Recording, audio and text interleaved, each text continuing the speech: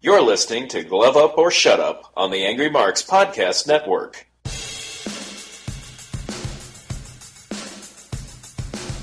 You're listening to Glove Up or Shut Up on AngryMarks.com with Peter H. and Stevie J. Find them on Twitter at HardcoreCDN and at AngryMarks.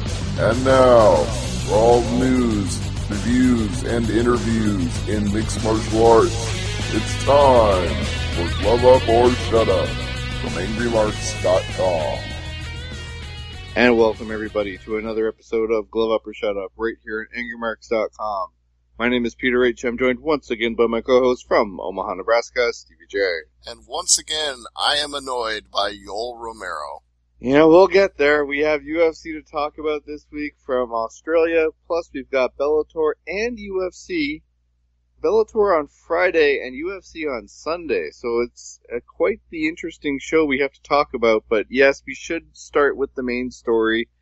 Yoel Romero. Stevie, I got a message from you, I think it was at the weigh-ins, or right after the weigh-ins, and it was something derogatory, and I was like, oh no. I just was like, better clarify that. Don't give people the wrong idea. All I said was, effing Yoel Romero missed effing weight. Yeah. When Stevie uses the F word twice in one message, I know it's bad. Mm-hmm. So, as a result, the only person who was eligible to what was already an interim title was Luke Rockhold. Even if Yoel Romero won the fight, he could not win that belt. And you know, it's extra motivation for Rockhold because, you know, he wins, he's the champ. If he loses, you know, he's still in the mix because there's no new champion, but you never go into a fight with a game plan as, well, if I lose, you go in there, you expect to win. And to know that your opponent isn't going to win the belt if he beats you, it's got to give you a little extra motivation to really kick his ass. It's funny you said that because that very subject came up when I was interviewing Roy Nelson last week. I told him Matt Mitrione said he took the fight with him the first time because at least if he lost, he could say he lost to a legend. And Roy's response was, well, if you want to look at losses that way, that's fine. Like, you don't think about losing, you think about winning. That was basically his point. It's true. It's the mindset of an MMA fighter. If you're going to concern yourself with the losing aspect of it, you're going to get knocked the fuck out.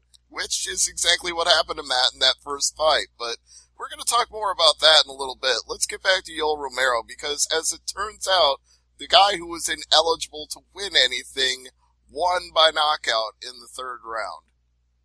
It was a great shot that put Rockhold on his backside or back real quick, and one quick shot and the referee had to make the save. It was when Romero tees you up, I mean, it's lights out.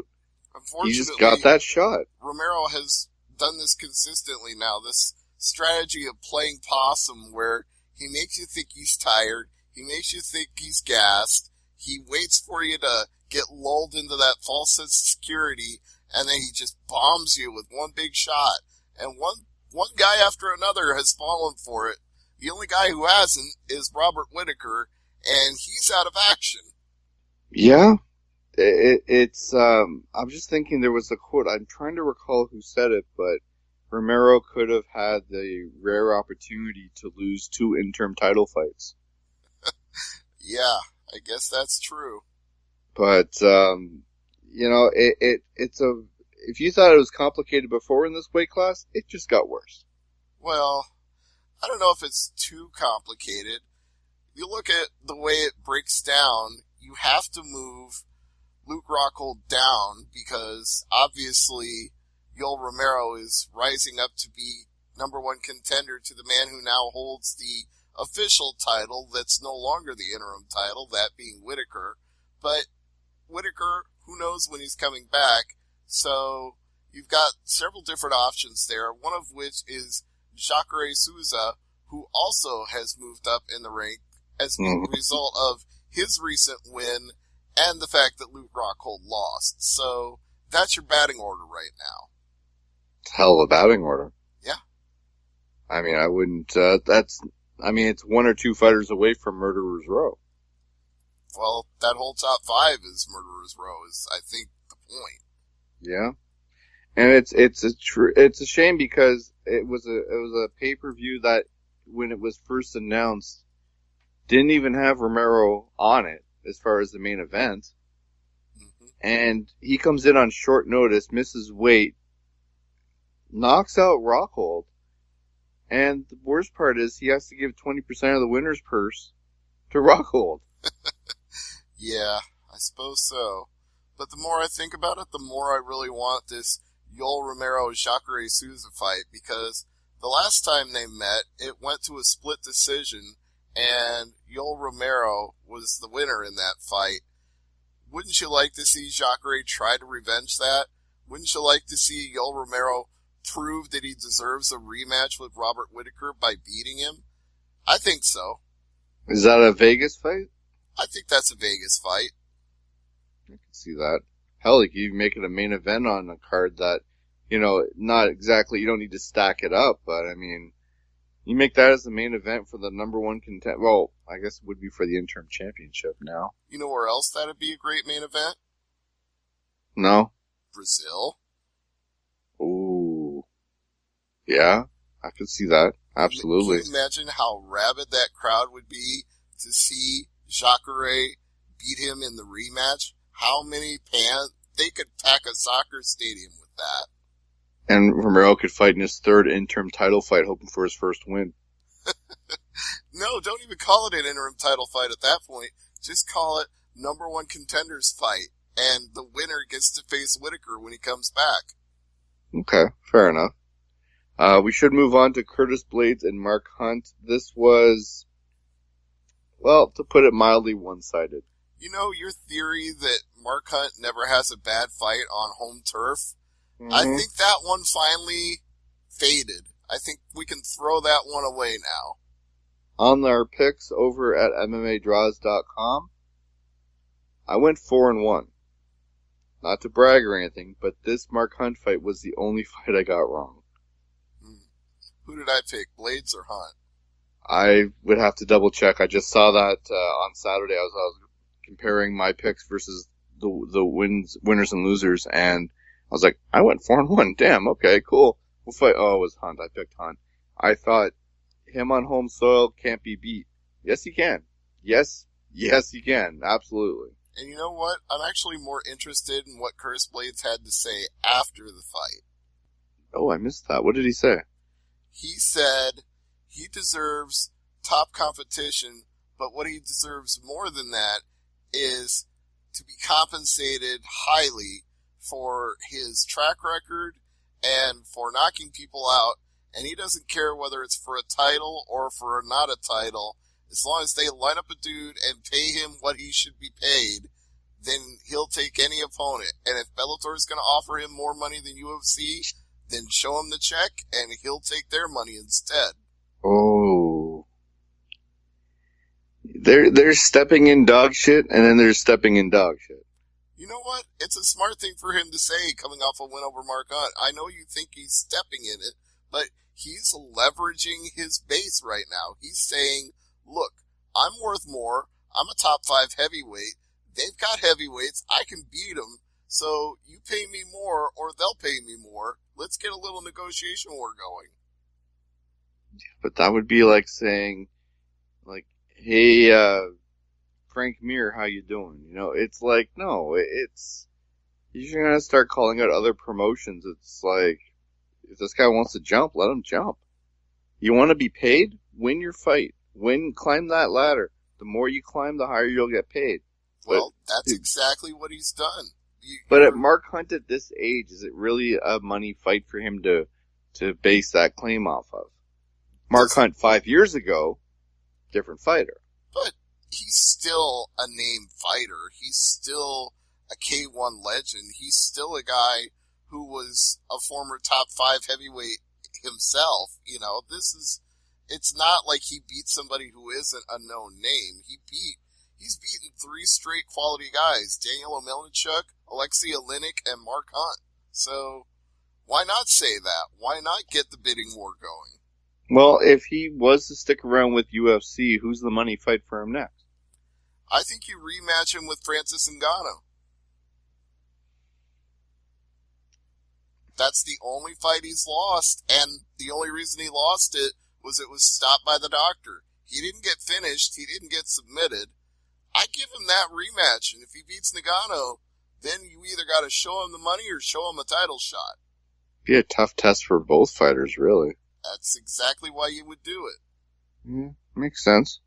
Cyril Asker and Tai Tuivasa. Tuivasa. I don't know why you have so many problems with that name. I have no idea, but the Australian won here in the first round at 218, and he celebrated by shotgunning a beer out of a shoe. Yes. It's an Australian tradition. It's a rather disgusting one, if you ask me. No offense to our Aussie friends, but I ain't drinking beer out of no shoe. Different meaning for laces out, I guess. I don't know. Yeah. Fosta, I guess, is the best way to say it. This fight was good. I really liked it, to be honest. Like, when you watch so many fights before you get to the main card and you see a fight like this where it's over in 3 minutes, you get excited because you're like, it kind of snaps you out of that. We had a decision before this, and to come out of a decision fight where it was another one-sided fight, and the next fight's 3 minutes long. 2 minutes and 18 seconds, but it kind of wakes you up. It rejuvenates you for that next fight, and I got excited. I'm hoping to see him fight again, hopefully in the next, you didn't take that much damage. I say 4 to 6 months. Well, this is exactly what I said about Tuivasa going in. I said, he's young, he's got a good record, he's only getting better as time goes by. He's not, gonna get to top 15 beating Cyril Asker, but then again, you give him somebody like Mark Hunt who's on his way down, and if he beats him soundly, then maybe you can say, sure, he's moving ahead of guys that are falling behind. All right, what about Jake Matthews and Li Jingliang? I think there is going to be some interesting debate about the judge who gave a 29-28 to Matthews. You know I'm going to say here. What fight was he watching? Yep. I think Jake Matthews not only convincingly won this fight, I think there were a couple of points where I wouldn't say he was finishing the fight, but I would say he was doing enough damage for a 10-8 round. It wasn't in danger of being stopped because Jingliang was still intelligently defending himself, but he was just eating lots of blows. And, we've been talking about judging scores for, oh, Lord, how many times now, where it's, what was this judge on? What was he smoking? At least it wasn't 30-26, 30-26, and 27-30. We've seen that score before, too. It's not as bad as that, but, Matthews, man, he stepped up. Mm-hmm. He definitely stepped up here, and this was a fight that I was going back and forth on in my head before I submitted my picks. It was, I can make a case here for Lee to really just upset Matthews. I really could, but then I hemmed and hawed over it and picked Matthews just because if Matthews can out game plan Lee here, then it's going to be a 30-26, and I can call 2 of the 3 judges agree with me. They're in sort of an interesting bind with Jake Matthews because he's a good fighter. I'd even go so far as to say above average, and he's Australian, and he was wildly popular here, just like any of the fighters from Australia or New Zealand are always wildly popular in Australia. That just goes without saying, but they need local stars like that when they bring UFC shows to foreign territories outside of the United States. So, the problem is, Jake Matthews, seems like there's a level that he might not get to. Like, the fact that he won this fight was impressive, but we've also seen him look bad against Kevin Lee and James Vick. And those aren't like the top 15 guys. Those are good guys, but they're not like the cream of the crop guys. So you're kind of in this limbo with Jake Matthews. Like, they need a local star, but is he ever going to be as big a one as they want him to be? Jeez, there's a name I haven't heard in a while. James Vick. Mm-hmm. Executioner. Yeah. Well, let's move on to round out the main card here with Tyson Pedro beating Saperbeg Safarov with a Kimura at 3:54 of the first round. Another one of those fast fights that got you excited, so I'm sure you were happy. Well, I mean, we went submission decision, strikes decision, knockout. A, B, A, B, A, B. I like it. Yeah, no problem there. And Tyson Pedro, it's too early to say how far he's going to get, but 7-1 with his only loss being to Ilir Latifi. There's some upside there.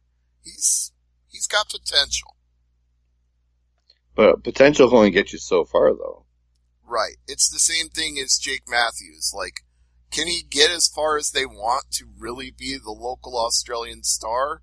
You'd like him to be, especially if you're in that market on a 2 or 3 time basis a year. But you got to bring him along and give him the right fights. Yeah, I mean, in that weight class, is there a right fight, though? You're going to roll the dice in that weight class. Only when you start talking top 15 guys are you really rolling the dice. And since he's not top 15 yet, you can still play with that a little. Yeah, but another submission like that, he's in the conversation. Yeah, that's one of the things that they need right now is they've got plenty of knockout artists at light heavyweight and heavyweight. It's the guys who can go in there and get submissions that make it more interesting. Now, as far as the prelims are concerned, any surprises here? Let's see. Dong Yoon Kim, split decision. I don't know if that's a surprise. That could have gone either way, literally. Mm-hmm. Maybe Azdanaya over Wilkinson by TKO. That might be a little bit of a surprise. Volkanovski over Jeremy Kennedy. No, not terribly surprised by that. And not really surprised by Jussier Formiga over Ben Nguyen either. The one that surprised me was on the Fight Pass, Ross Pearson, 30-27, 30-27, 29-28 over Mizuto Hirota. Well, we did say that he was nearing that point where it's shit or get off the pot time for him after 4 straight losses. So this was the one he needed badly. And he got it, so maybe he'll be off the Fight Pass for the next fight.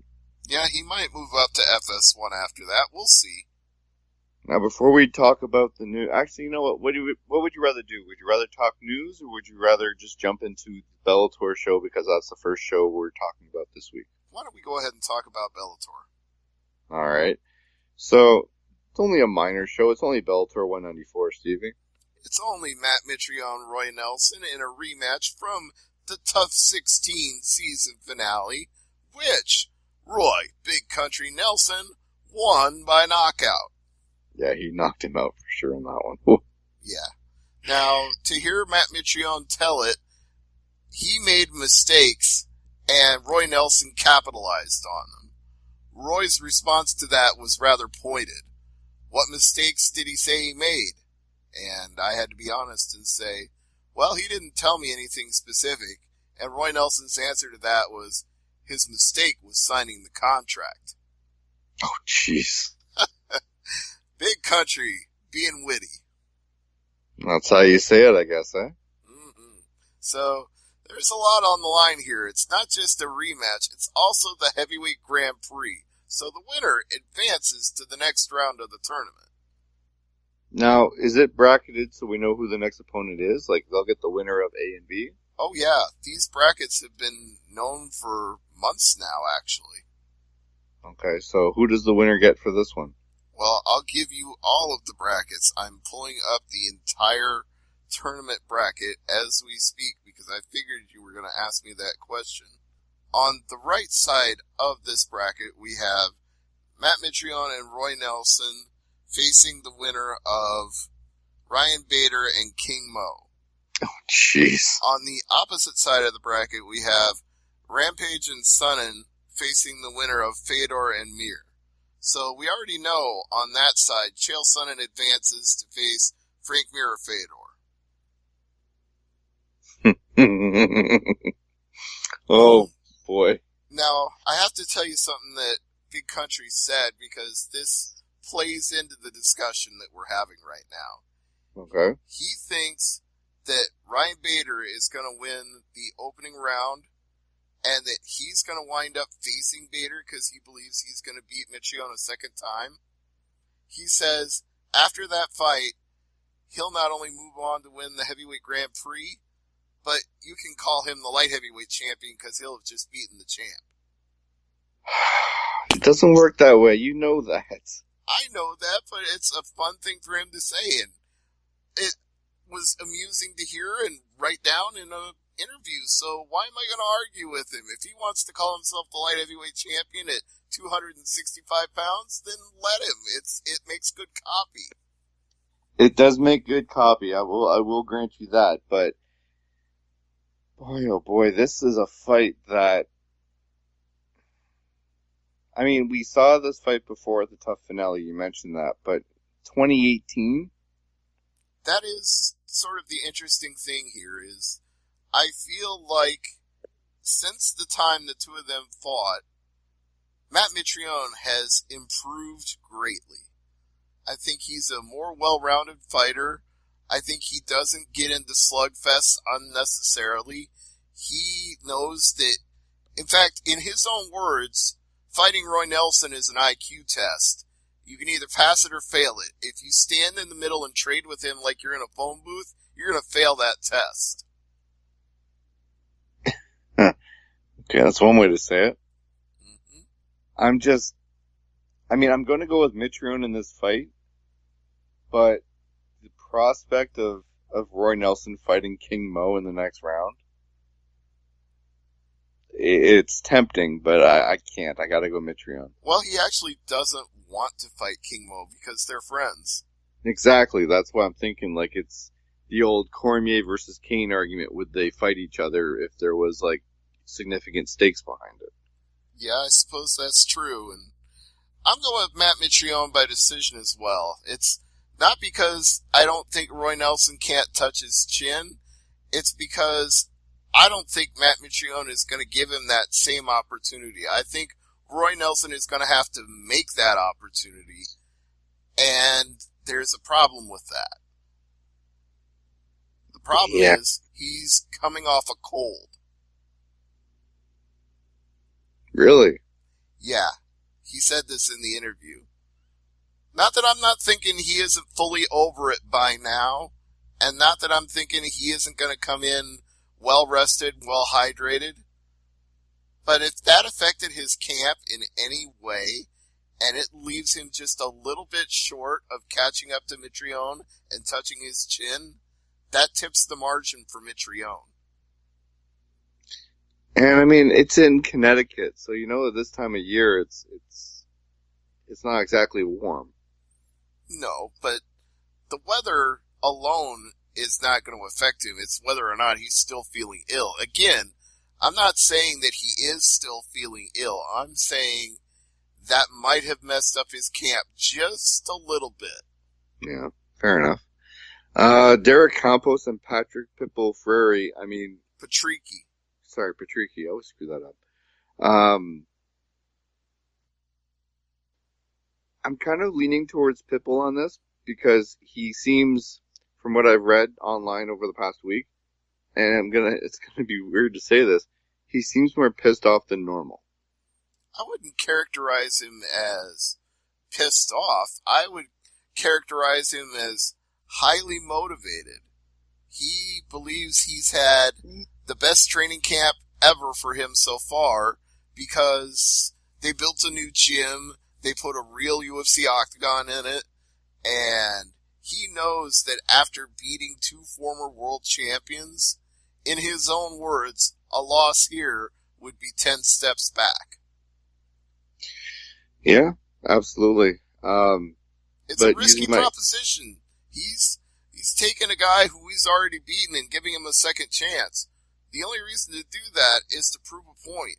And the point he wants to prove is Derek Campos has 4 straight wins. So if he knocks him out a second time, he's breaking a guy who's on a 4-fight win streak. How could you deny him a title shot after beating 2 former world champions and a guy who had just won 4 in a row? I'm going to use my pissed off analogy just for one other thing here. Fighting Pitbull is bad enough. Fighting a pissed off Pitbull is much worse. And again, I don't know that I characterize it as pissed off. I characterize it as highly motivated. I did an interview with him. I don't sense that he's angry about this fight. I just sense that he's determined. Now, let me be perfectly fair and totally honest with you. Mm-hmm. I don't use the interview to choose who I think is going to win the fight. So, as much as I like Patricky, he's a gentleman. He is a true ambassador of the sport. He is one of the most exciting fighters in the lightweight division. But I actually favor Campos because there is a lot statistically going for him here. He's taller. He's 5'9". Patricky is 5'7". And Campos, I like his aggressiveness in fights. He's willing to get into a war and a bloodbath with people who can dish it out just as much as Patricky. And he's prevailed in those fights. He's had some really awesome wars. Look at that fight with Brandon Gertz that he had last year, and tell me that he couldn't do that with Patricky as well. And if Patricky goes out there swinging with him, looking to get a knockout a second time, this time that might not work out. The next fight here, Liam McGarry versus Vadim Nemkov. McGarry, is he the same fighter as before, or is this a different McGarry we're seeing now? I got a little spoiler for you. Oh, what's that? Speaking of motivation, Mm-hmm. Liam McGarry is about to be a dad. Oh, really? Yeah, due date's May. Oh, my. He said if his baby is anything like him, it'll arrive early because he's a little impatient. It's a good line. Yeah, I thought so too. Again, good copy. I used it. Yeah. So, here's the thing. Vadim Nemkov is single-minded in his approach to fighting. Not saying he never goes for takedowns, but he hasn't won that way. He doesn't go out there looking to win by taking you down and grounding, pounding, or looking for a submission. He prefers to knock people out standing, which he's done numerous times. So, if he wants to have that same battle with Liam McGarry, he's playing in McGarry's wheelhouse, because we've seen that McGarry's weakness is people shooting for his legs, taking him down, and submitting him. And That's not to say McGarry isn't a great submission artist in his own right, but that's when he's getting the takedown or he's getting on top, not the other way around. So, what I predict here is Nemkov is going to follow his pattern and look for that chin, but Liam McGarry has a very tall chin at 6'6". That's not easy to reach, and he's got an incredible wingspan, and in an exchange, McGarry is going to land first, going to land harder, and he's going to take that Russian and knock him right the hell out. It's a good prediction. I like that one as well. As far as another fight I know you want to speak of, let's talk about Heather Hardy and Anna Juliton. This is actually the first in a 2-part series because they have agreed to have a Bellator fight now and a boxing fight later. The reason being, they're both skilled boxers who've won numerous titles in their professional career before making the switch to mixed martial arts. And both have had their share of missteps, since they made the transition to MMA. Juleton has gone 2-3. Hardy has gone 1-1. So right now they're both looking for some momentum, getting on track, getting ahead in this competitive flyweight division. My opinion is Heather Hardy learned from the mistakes of her last fight where she stood at range with a kickboxer and got absolutely destroyed. So if Anna Juleton were to try that, not saying that she would, but if she were, I don't think Hardy would oblige. She would circle and shoot. I'm sure somebody in her camp has gotten her ready to do just that and not let her just stand there and get her nose blasted again. And I mean literally blasted. Her nose was destroyed in that last fight. So, what I'm looking at here is one of the best female boxers in the world, a woman who was 20-0 before she came into MMA, fighting a woman who was also a very skilled boxer, but who was 14-4-1. Now, with that pedigree, and the fact that they're competing under MMA rules, I give the edge to Hardy because she can use that boxing skill to her advantage and then negate Juleton's boxing skills with takedowns if she loses any exchanges. But can Juleton dominate her in the stand-up? I don't think so. Can she dominate her on the ground? Not with a 2-3 record. So, edge to Hardy.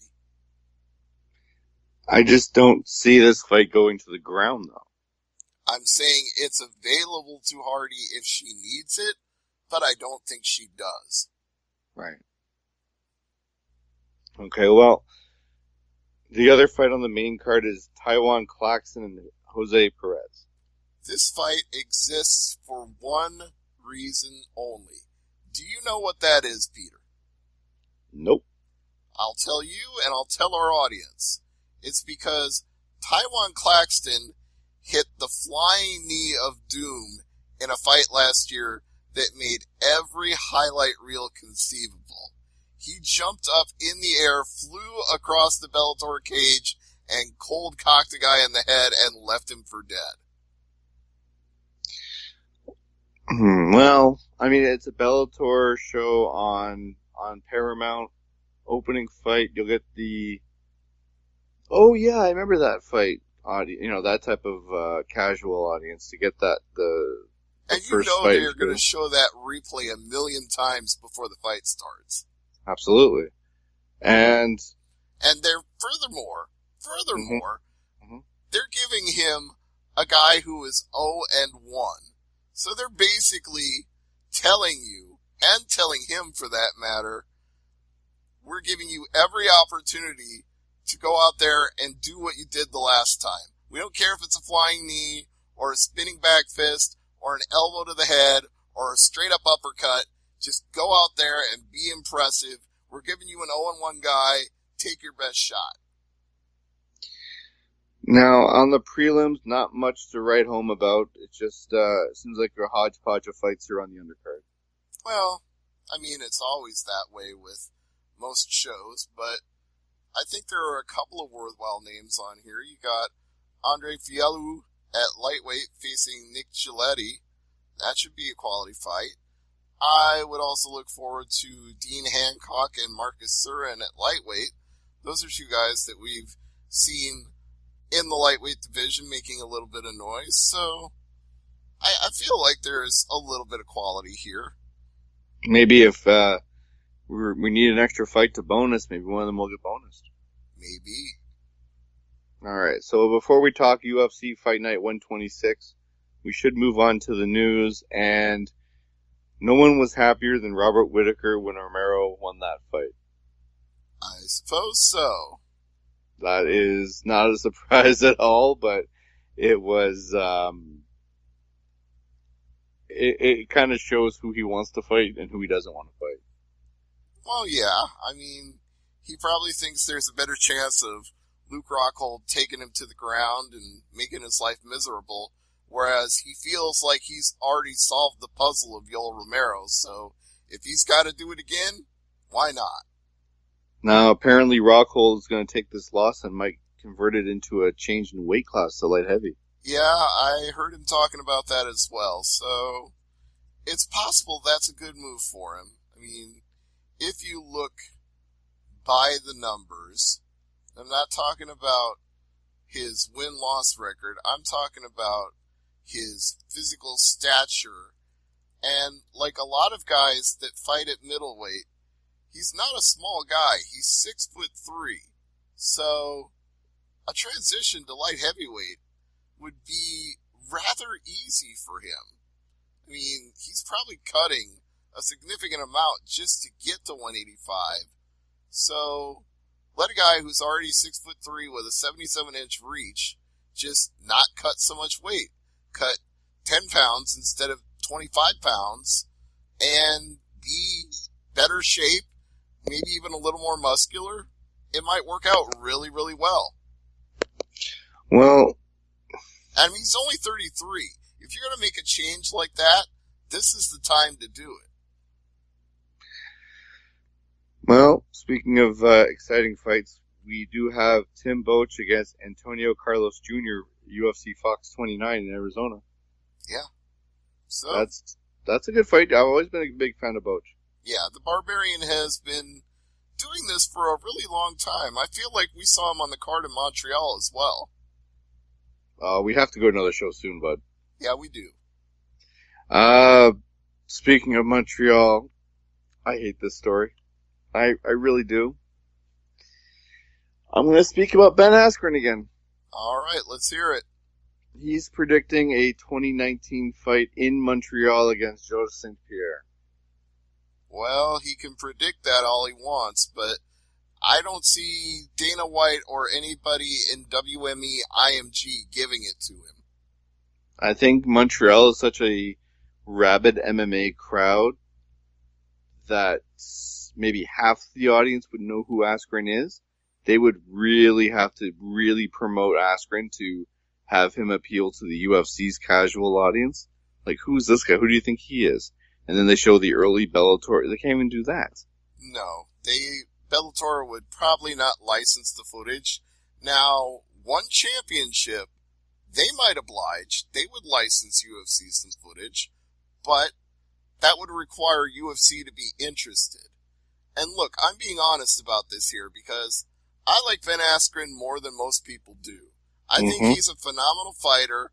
I think he was a great champion in both Bellator and ONE FC. And I think he has a personality that shines through on interviews that makes him a star. But UFC does not see it that way. Dana White has been on the record consistently as finding him as boring as watching grass grow or paint dry. And until that changes, until Dana White gets something that makes him excited about seeing Ben Askren fight, you're not getting them to spend any kind of money to get him. No. Sergio Pettis wants to fight UC Formiga. Well, that's a good call out considering Formiga just won, so props to him. I think he saw something in that fight. He's like, I could take him. Well, if he believes it, put up or shut up. Kind of like the name of our show. Something like that. This upcoming fight night, we're going to have Brendan Fitzgerald and Jimmy Smith. Ah. So I'd be interested just for that alone. Mm-hmm. Let's see. Is there anything else here? Apparently, Rashad Evans advised Tyron Woodley to drop his beef with Dana White. Okay. That's weird. There was something here I wrote down. I'm not sure if I'm reading this correctly because sometimes when I write notes, I'm in a rush. But it's Gustafsson wants to fight Cormier, big surprise. But he would settle to fight Rockhold. The Mauler and Rockhold at light heavy. I do like the sound of that. That would be fun. Now, remember how we were talking about fighters who should fight Yoel Romero or Whitaker besides Romero? Right. Did you mention Chris Weidman in that list? No, I don't believe I did, but I heard Weidman making some noise. I heard that too, and that's a It's a name you could throw in there. I mean, I'm not disputing that. It's just, it's an interesting name to fight Whitaker. Whitaker's coming off that scary health situation, and I'm not saying give him an easy fight, because Romero's not an easy fight, but I mean, Romero didn't win the interim title, so he doesn't automatically get that next shot. So Jacare would be interesting. Weidman would be interesting. Mm-hmm. And Weidman's coming off a really good win over Kelvin Gastelum, so... Kelvin's been hit or miss, though. I mean, it's not like he was on a huge... he beat Bisping, but... I think you're downplaying it, because Weidman had lost 3 fights by knockout before that point. Luke Rockhold, Yoel Romero, and Gegard Mousasi. And that's a good name. It was starting to look pretty bleak for him, though, even though those are all good names. So getting that win over Kelvin Gastelum was not only a quality win, but it showed that Weidman can't be written off. It's like that point in Chandler's career when Michael Chandler was on a 2 or 3 fight skid, and then he came back and ripped through people and won the lightweight title again. It's like, sometimes you just gotta remember not to count people out, because MMA is a fluky sport, and you can get caught by a punch by just about anybody, but that doesn't mean you're not a skilled fighter. Alright, so let's quickly move over to UFC Fight Night 126, Sunday night on FS1. Donald Cerrone and Yancy Medeiros in the main event. Now, are they going with it on Sunday because they're trying to avoid Olympics? What's the reason? I'm not sure if it's Olympic related or venue related. I couldn't answer that question. Alright, well, we're going to find out when Cowboy and Medeiros meet at the Frank Irwin Center. Odd name, okay. Well, I didn't name it. They named it after Frank Irwin. Now, the Cowboys in the main event, Stevie, what state is this in? Texas. Austin, Texas. Oh, Lord. You know they call this venue the Drum, right? Why do they call it the Drum? Because it looks like a marching band drum. Okay. Alright, how do you not pick the Cowboy in this one? I like Medeiros, but really, it's the Cowboys' fight to lose. Well, I think I've been pretty clear about being both a Cowboy fan and a Cowboy critic. I like the guy. He is super exciting as a fighter, really fun to watch, has done incredible things in 2 different weight classes in UFC, but he also takes more fights in a year than he probably should, and that went really badly for him last year because he lost all 3 of them. So I'm hoping a little bit of time off from October till now has been good for him. But if taking that many losses in a row has affected either his psyche or perhaps his chin, this is bad timing, because Yancy Medeiros is coming off 3 straight wins, and they're 3 quality guys: Sean Spencer, Eric Silva, and Alex Oliveira. So I would not want to take that fight if I was Cerrone, but Cerrone is a fearless guy. He, pardon my French, just doesn't give a fuck. He loves to get in there and throw down with people. And he's deadly on the ground, too, if you give him the chance to be. So he doesn't have any fear, which is either his biggest asset or his biggest detriment, depending on how you look at it. Well, Medeiros definitely can win this fight. He's got the knockout power. I mean, Eric Silva and Alex Oliveira are not slouches in the striking department, and he knocked out both of them. So I'm thinking, yeah, I'm still gonna pick the Cowboy, but I wouldn't be surprised if Medeiros wins here. But I got the Cowboy winning I'll say by knockout. The bookmakers do agree with you. Cerrone is the -160 favorite. All right. I feel like there's just something wrong with Donald Cerrone right now, that he's making bad decisions, and I feel like this is going to be another one. Well, what about Derek Lewis and Marcin Tybura? Super close line on this. Minus 145, Tabura. Plus 125, Lewis. I gotta go with Lewis on this one. Well, since it's not a 5-round fight, that probably helps. Yeah.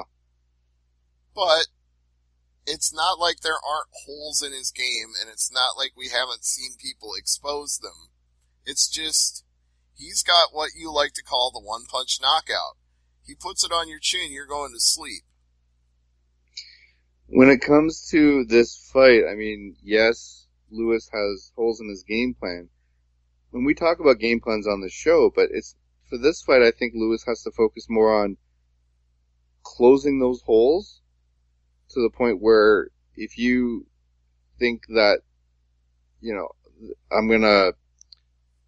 basically he's got to be more defense-minded than offense-minded, and that should stymie Tybura. And once that happens, I think he's going to win. Now, Tybura,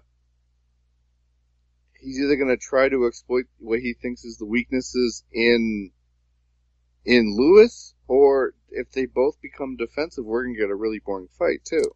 That's kind of what I'm afraid of here, because it's not like Tybura hasn't proven he can go the distance in a fight.